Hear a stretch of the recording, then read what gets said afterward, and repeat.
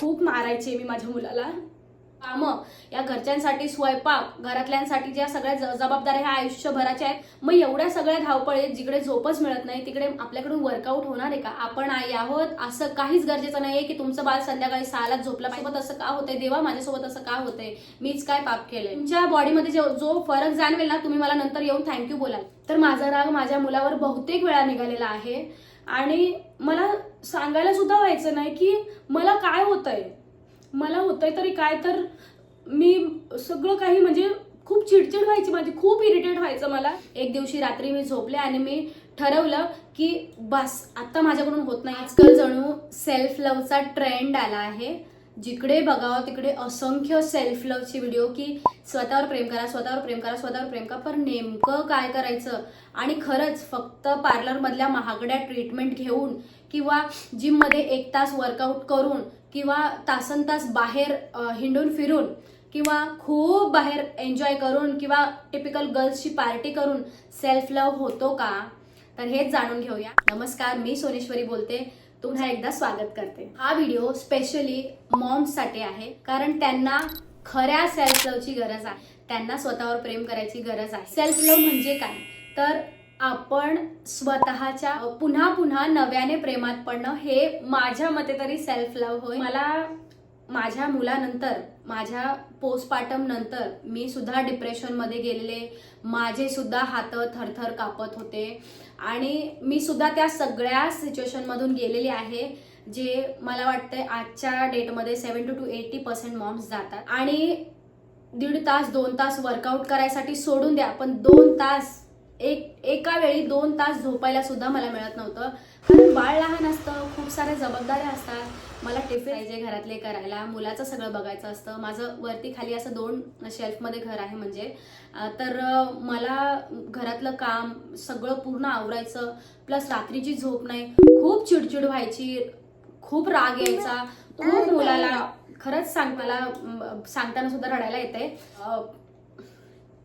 खूप मारायचे. तर माझा राग माझ्या मुलावर बहुतेक वेळा निघालेला आहे. मला सांगायला सुद्धा व्हायचं नाही की मला काय होतंय, मला होतंय तरी काय, तर मी सगळं काही म्हणजे खूप चिडचिड व्हायची माझी, खूप इरिटेट व्हायचं मला. तर माझ्यासोबत असं भरपूर वेळा झालंय की सगळ्या गोष्टींचा राग माझ्या मुलावर निघत होता. मी त्याला ओरडत होते, खूप त्याचे पण टँट्रम्स वाढत होते आणि त्याला मी सतत त्याच्यावर चिडचिड करत होते. पण एक वेळ आली की मला कळालं की माझ्या मुलाची इथे काहीच चूक नाही, चूक फक्त आणि फक्त माझी आहे. तर मी त्याला व्यवस्थित टाइम त्याचा मॅनेज करू शकत नाहीये आणि माझ्या बॉडीमध्ये सुद्धा हार्मोनल इम्बॅलन्स चालू होते, खूप अस्ताव्यस्तता माझ्या हार्मोन्सची चालू होती. तर खूप वेळ लागला मला हे समजण्यात. मला असं वाटतं की माझ्यासोबत घडलंय, समोरच्या व्यक्तीसोबत घडू नये म्हणून फक्त आणि फक्त म्हणूनच हा व्हिडिओ मी तुम्हाला शेअर करत आहे. बोलणार आहे आज मॉम्सने, आई लोकांनी सेल्फ लव्ह का करावं, ते किती गरजेचं आहे आणि ते केलंच पाहिजे की नाही, या सगळ्या गोष्टींबद्दल मी बोलणार आहे. तर नवीन असेल तर चॅनलला नक्की सबस्क्राईब करा. व्हिडिओ महत्त्वाचा वाटला तर आणि तरच लाईक करा आणि शेअर करा अशा व्यक्तीला जिला खरंच या व्हिडिओची गरज आहे. सुरुवात करूया. स्टार्टिंगला काय होत होतं की मला झोप मिळत नव्हती, मला चिडचिड होत होती. 2 तास म्हणजे सगळे म्हणतात की सकाळी लवकर उठा आणि सगळं मस्त मॅनेज होतं, हे होतं ते होतं, पण मला खायलाच मिळत नव्हतं. कारण मी बनवणार तेव्हा मी खाणार आणि कोणी जर आपल्याला सपोर्ट करणार नसेल ना तर अजून जास्त त्रास होतो. आणि मला हे जाणवलं की फक्त खाण्यापुरतं आणि झोपण्यापुरतं राहिलेलं नाहीये. माझं आयुष्य पूर्णपणे माझ्या बाळामागे वेडी झालेलं आहे. मी असं हाऊस हेल्प घेतली नाही. तर माझं हे तुम्हाला मनापासून रिक्वेस्ट आहे की जर कोणाची घेता येईल त्यांची मदत घ्या. सगळं मी मी मी करेल असं करू नका. जर घरात अशी कोणी व्यक्ती असेल की तुम्हाला घरातल्या कामांमध्ये मदत करत असेल किंवा एक स्वयंपाकाचा एक कॉन्ट्रॅक्ट त्या व्यक्तीकडे असेल, वेदर इट इज युअर सासूबाई, तुमची जाव असू शकते, कोणीही घरातलं कोणीही मेंबर असू शकतो, तुम्ही स्वतः सगळं करायची जबाबदारी घ्यायची गरज काहीच नाहीये. आपला हा वेळ जो आहे ना, हा बाळाच्या 2-3 वर्षातला वेळ हा कधीच परत येत नाही. आपल्या मुलासोबत खरंच टाइम स्पेंड करा, खूप जास्त गरजेचं आहे. मग या घरच्यांसाठी स्वयंपाक, घरातल्यांसाठी ज्या सगळ्या जबाबदाऱ्या ह्या आयुष्यभराच्या आहेत, पण आपल्या बाळासाठीचा हा जो वेळ आहे तो खूप प्रिशियस आहे. तर त्या बाळासोबत वेळ घालवा. मला माहिती 24 तास चिडचिड होते आपल्या बाळावर खूप, आपली स्वतःची.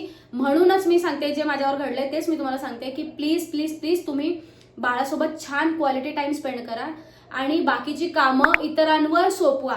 म्हणजे जर तुम्ही अफोर्ड करू शकत असाल तर एखादी हाऊस हेल्प लावा, घरातल्या कामांसाठी, भांडी, झाडू, कपडे वगैरेसाठी. स्वयंपाक तुम्ही असं करू शकता की दिवसभराचा स्वयंपाक एकच वेळ करा आणि बाळासाठी म्हणून तुम्ही असे नाश्ता किंवा असं जे काही खायचं निवडा की जे इझी असेल. खूप छोटं बाळ तुमचं असेल तर तो तर समजा दुधावरच असेल किंवा पावडर मिल्कवर, फॉर्म्युला मिल्कवर असेल.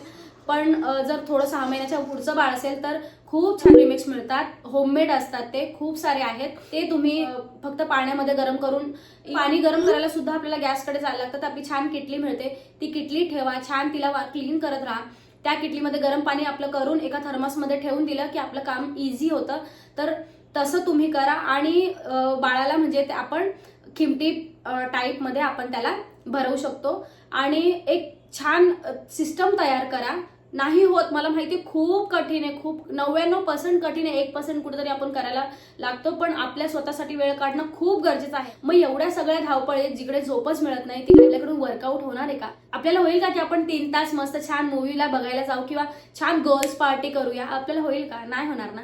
तर मला हे सांगायचं की तुम्हाला या सगळ्या मोठ्या मोठ्या गोष्टी करायची काहीच गरज नाहीये, पण फक्त 15 मिनिटं काढा सकाळी.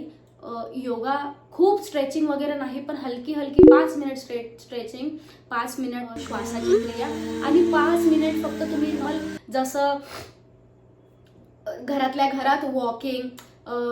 तुम्हाला मी 5 मिनिट तुम्ही चालता मस्त 5 मिनिट 2 पेजेस वाचा, 2 पेजेस. तुम्हाला वाटतंय की खूप म्हणजे कठीण आहे, पण 15 मिनिट प्लीज काढून बघा. खूप तुमच्या बॉडीमध्ये जो फरक जाणवेल ना, तुम्ही मला नंतर येऊन थँक्यू बोलाल. खरंच सांगते, कारण हा व्हिडिओ कुठला स्क्रिप्टेड नाहीये, कुठे लिहिलेला नाहीये किंवा काय नाही. हे मी माझं पर्सनल तोंडात येतंय ना ते सांगते मी तुम्हाला. जे माझ्यासोबत घडलेलं आहे, खरं घडलेलं आहे ते मी तुम्हाला सांगते. मी घरात एकटीच आहे, माझे मिस्टर दिवसभर कामाला जातात, माझी आई ऑब्व्हियसली हेल्प करते प्रत्येक गोष्टीत, पण मम्मीचं घर थोडंसं लांब आहे. अपडाऊन मध्ये माझा खूप वेळ जायचा आणि म्हणून मी हळूहळू गोष्टी अडॅप्ट करत गेले की ठीक आहे, संध्याकाळची वेळ 2 तास माझा बाळ मस्त माझ्या आईकडे खेळेल, त्या वेळेत मी काय करू शकते, जिमला जाते. संध्याकाळची मी 1-1.5 तासाचं माझं जिमचं वर्कआउट असतं, तर तिकडे ठीक आहे, मी 1 तास वर्कआउट करते, 15-20 मिनिटं टाइमपास करते, छान बसते, छान गप्पा मारते, छान एन्जॉय करते. बाहेर पडले ना मी तर मला छान रिलॅक्स व्हायला होतं. आणि ठीक आहे, घरात पण मी करू शकते, पण अजून तरी माझ्याकडून पॉसिबल झालेलं नाहीये. ज्या वेळेस करायचं होतं त्यावेळेस मी केलेलं नाही, मी माती खाल्ली आणि मी हे सगळं केलेलं नाहीये. म्हणूनच तुम्हाला सांगायला मला खूप आवडेल की तुम्ही हे 15 मिनिटं प्लीज काढा आणि स्वतःवर वर्क करा. 5 मिनिटे चालता तुम्हाला बुक रीड करायचे आहे, छान 5 मिनिट मेडिटेशन करायचं आहे. बाळ झोपलं की लगेच तुम्ही ते करायला पाहिजे. आणि तुमच्या बाळाचं तुम्हाला रुटीन एवर समजून गेलेलं असणार. ते इन्फ्लुएन्सर दाखवतात, त्यांच्या रुटीनवर अजिबात जाऊ नका. आपण आई आहोत असं काहीच गरजेचं नाहीये की तुमचं बाळ सकाळी 6लाच झोपलं पाहिजे, 7लाच झोपलं पाहिजे, 8लाच झोपलं. माझं बाळ 10:30-11 वाजता झोपतं. अशी पण वेळ होती की रात्री 3-3 वाजेपर्यंत तो जागायचा, कारण मला समजायचंच नाही की कसं त्याचं रुटीन मी हँडल करू. खूप टँट्रम्स त्याला होते. अजूनही तो खूप आगाव आहे, खूप मस्तीखोर आहे, पूर्ण दंगा चाललेला असतो घरामध्ये. तर खूप हायपर ऍक्टिव्ह तो आहे, पण करावं लागतं. आपण आई आहेत, आपण नाही करणार तर कोण करणार ना. पण तुम्हाला सगळं हे मॅनेज करायचं आहे. आई म्हणून तुम्ही तुमच्या बाळाकडे, तुमच्या घरच्यांकडे आणि स्वतःकडे सुद्धा लक्ष द्यायचं आहे. तर तुम्ही सगळ्यांकडे लक्ष कधी देऊ शकाल? तुम्ही स्वतःकडे लक्ष दिलं तरच तुम्ही दुसऱ्यांकडे लक्ष देऊ शकाल. तर हा जो मी टाइम आहे ना, मी टाइम, रात्री मुलगा झोपला, रात्री आपलं बाळ झोपलं तर आपण स्क्रोलिंग जी करतो ना, ती स्क्रोलिंग करू नका. काही पण वाईट कंटेंट बघून डोक्यात विचारांचा गुंता करू नका. छान कंटेंट कन्झ्युम करा आणि शक्यतो असं होऊ शकतंय मोबाईलवर न बघण्यापेक्षा थोडंसं टीव्हीला बघा. टीव्हीवर बघितल्याने काय होतं माहिती का, मोबाईलची एक तर स्क्रीन खूप जवळ असते आणि डोळे आपले जड होतात आणि झोप लागत नाही. म्हणजे जेव्हा झोप लागायला पाहिजे ना तेव्हा झोप लागत नाही आणि सायमल्टेनियसली आपण सकाळी आपल्याला उठायला चिडचिड होते. असं तुमचं खूप लहान बाळ असेल तर तुम्हाला जास्त झोपेचे प्रॉब्लेम्स असतील. माझा आत्ता 2.5-3 वर्षाचा आहे, तर आत्ता माझी थोडी झोप सुधरवत आहे.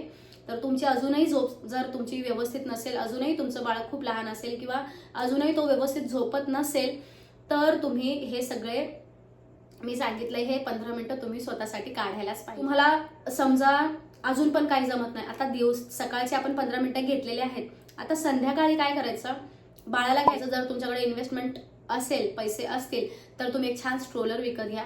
त्याला त्याच्यामध्ये टाकायचं छान मस्त असं झोपल्यासारखं. तो लहान असेल तर, आणि चालत जर असेल तर हाताला घेऊन त्याला छान 15 मिनिटासाठी गार्डनमध्ये घेऊन जायचं. एवढं छान वाटेल तुम्हाला, खरं सांगते, मनापासून सांगते. मी करून बघितलेले. मी 5 वाजता जायचे, 6:30ला यायचे, चक्क 1.5 तास मी गार्डनमध्ये बसायचे. मी पण त्याच्यासोबत खेळायचे, दुसरे पण मुलं येऊन खेळत होते. खूप मजा येत होती. माझे हॅपी हॉर्मोन्स रिलीज झाले. खरंच सांगते, मी या गोष्टीवर खूप रिसर्च केला की माझ्यासोबत असं का होतंय, देवा माझ्यासोबत असं का होतंय, मीच काय पाप केलंय. आणि समोरची व्यक्ती मला सांगायची की तू काय मोठी सांगते शहाणी, आम्हाला पण लेकरं होती, आम्ही पण मुलं सांभाळली, जगात एकटीच नाहीये तू मुलं सांभाळणारी. तर असे खूप टोमणे मिळतात. आणि ट्रस्ट मी, हे दिवसही निघून जातात. आपलं बाळ छान मोठं मोठं व्हायला, आणि आपल्याला पण फ्री टाइम कधीतरी मिळेल, मलाही मिळेल. आणि मी खूप प्रयत्न करते स्वतः टाइम काढायचा. मी थोडं सकाळी, थोडं नाही, मी भरपूर लवकर उठते. माझा मुलगा सकाळी 9:30ला उठतो. मी सकाळी 6च्या आसपास जवळजवळ उठून जाते. कधी मला मूड नाही होत, आमच्याकडे फ्रायडेला पाणी येत नाही, तर मी फ्रायडेला मस्त योगाला पण जात नाही. मी मस्त 10 वाजेपर्यंत झोपून जाते. आणि खूप छान मी टाइम काढायचा प्रयत्न करते. सगळे दिवस सारखे नसतात. इन्फ्लुएन्सर जे सांगतात ना की आमचं बाळ एवढ्या वाजता उठतं, आमचं बाळ तेवढ्या वाजता उठतं, आम्ही इकडे जातो तिकडे जातो, हा माझं रुटीन आहे, तर कोणीच एवढं कन्सिस्टंट नसतं. सगळ्यांच्या लाईफमध्ये प्रॉब्लेम्स असतात. कोणाचे रिलेटिव्ह आजारी असतात, कोणाचं बॅक पेन चालू होतं, कोणाचं डोकं दुखतं, कोणाचं काहीतरी एक मेजर प्रॉब्लेम असतो. आणि काही नसलं तर ओव्हर एक्साइटमेंट असते की ठीक आहे आपण करतो एखाद वेळेस, स्वतःसाठी टाइम काढलेला हरकत नाही, चालतंय. तर तुम्ही हे छोटे छोटे स्टेप्स तुम्ही स्वतःसाठी घ्या, खरंच घ्या. तुम्हाला खूप जास्त जास्त फायदा मिळणार आहे. आणि या गोष्टी करून झाल्यानंतर जर तुम्हाला फायदा याचा झाला, तेव्हा मला खाली कमेंटमध्ये नक्की सांगा की तुमच्यासोबत काय घडलेलं आहे. आणि प्रेग्नेन्सीच्या नंतर म्हणजे पोस्टपार्टमच्या वेळी जेव्हा बाळ आपलं झालं त्याच्यानंतर तुम्हाला काय प्रॉब्लेम्स आले, आणि तुम्ही पण माझ्यासारखे डिप्रेशनमध्ये गेले होते का, तुमचे सुद्धा हात शिवर होत होते का, ते मला नक्की कमेंटमध्ये सांगा. मला जाणून घ्यायला खूप आवडतं. पॉईंट नंबर 3 मध्ये मी तुम्हाला सांगते की बोला, खरंच बोला. आता कोणाशी बोलायचं, तर तुमची एखादी असेल ना, एखादी मैत्रीण, आई, बहीण, एखादा जुनी क्लासमेट, कोणीही, किंवा तुमचा स्पाऊस जर मला समजून घेण्यासारखा असेल आणि तासनतास तुमच्याशी मारणारा असेल तर तुम्ही त्याच्याशी बोला. कोणाशीही बोला, जो तुमच्या विश्वासातला असेल त्या कोणाशी सुद्धा तुम्ही बोलू शकता. पण आजच्या डेटमध्ये आपल्याला कोणावरच विश्वास नाही, बरोबर ना. तर एक छान वही घ्या, त्या वहीवर छान लिहून काढा जे काही तुम्हाला वाटतंय, जे काही. आज ना असं झालं, आज माझ्या बाळाने छान मला हक केलं, आज मला त्याने डोकं चोळून दिलं, माझे तो लिटरली कधी कधी पाय पण टाकतो, ते पण लिहून ठेवा. खूप मजा येते नंतर वाचल्यानंतर. चांगलं पण लिहा, थोडंसं वाईट पण लिहा. पण असं आहे की वाईट परत आपण वाचलं ना, बघा कसं आहे माहिती का, वाईट आठवून रडायला येतं आणि चांगलं आठवून एवढं हसायला येत नाही जेवढं आपण फर्स्ट टाइम हसलेलो. तर वाईटाचं दुःख जरा जास्त होतं. म्हणून सांगते, चांगल्या चांगल्या गोष्टी छान लिहून काढा. तुम्हाला असं वाटतं की माझं मन मोकळं करायचंय मला, छान लिहून काढा. वाईट पण लिहायचं असेल तर लिहू शकता तुम्ही, पण ते रिटर्न वाचायला जायचं नाही, अजून त्रास होतो आपल्याला. आपला मुलगा मस्त 5-6 वर्षाचा मोठा एकदम झाला ना, तेव्हा आपण ते सगळं वाचूया आणि आपल्या मुलाला पण वाचून दाखवूया, बघूया मला कळतंय की नाही असं. तर हे काही पॉइंट्स होते. सकाळचे 15 मिनिटं, संध्याकाळचे 15 मिनिटं. सकाळचे 15 मिनिटं योगा मेडिटेशन बुक रीडिंगसाठी, आणि संध्याकाळचे 15 मिनिटं तुम्ही गार्डनमध्ये बसा. गार्डनमध्ये बसायलाच पाहिजे. त्या वातावरणामध्ये एवढं छान वाटतं, तुम्हाला सांगते. खूप मन शांत होतं आणि रिलॅक्सेशन म्हणजे माइंडचं रिलॅक्सेशन खूप गरजेचं आहे, ट्रस्ट मी. आणि तिसरी गोष्ट, लिखाण केल्यावर जे तुम्हाला होतं ते मन पूर्ण तुमचं, म्हणजे मनामध्ये जे विचार जे चालू असतात ना आपण झोपताना, ते सगळे बाहेर उघडून येतात आणि आपलं डोकं रिकामी होतं, शांत होतं आपल्या बाळाच्या पुढच्या वाटचालीला विचार करायसाठी. तर कसा वाटला व्हिडिओ मला नक्की सांगा. तुम्ही पण आई असाल आणि हा व्हिडिओ बघत असाल तर ते पण मला सांगा. नवीन असाल तर सबस्क्राईब करायला विसरू नका, त्याच्या बाजूचा बेल आयकॉन दाबायला विसरू नका. पुन्हा भेटूया अशाच एका रिलेटेबल टॉपिक सोबत. तोपर्यंत बाय बाय.